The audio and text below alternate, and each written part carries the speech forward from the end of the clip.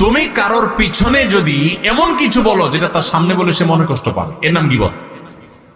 এখন একটা মানুষের সামনে বললে সে মনে কষ্ট পাবে, এটা তার পেছনে বলতেছেন, লোকটা এখানে নাই, তার অগোচরে আরেকজনের কাছে বলতেছেন, এটার নামে কি গীবত। এখন যদি সেই দোষটা তার মধ্যে থাকে তাহলে তাহলে কি গীবত হবে? কি বলেন?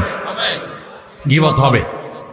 আমাদের দেশে যারা গীবত করে, সবাই কম বেশি গীবত অনেক সময় হয়ে যায় আমাদের দ্বারা, আল্লাহ আমাদের মাফ করুক। গীবত করার ক্ষেত্রে কিছু লোক আছে যারা গীবত করে, গীবত করার সময় শয়তান তাদেরকে একটা মাসআলা সাপ্লাই করে। কি সাপ্লাই করে? একটা মাসালা। কোন মুফতি সাহেবে দেয় না, কে দেয়? শয়তানে। মাসালাটা কি জানেন? মাসালাটা হলো, আপনি যদি বলেন ভাই কারোর পিছনে সমালোচনা করা ঠিক না ভাই, ভাই গীবত করা খুব ভয়াবহ গুনাহ ভাই, কোরআনে আল্লাহ তাআলা এটাকে মৃত ভাইয়ের গোশত খাইলে যেরকম অপরাধ, নোংরামি, এটাকে সেরকম বলেছেন, এবং গীবত পরিষ্কার হারাম, আল্লাহ তাআলা নিষেধ করেছেন।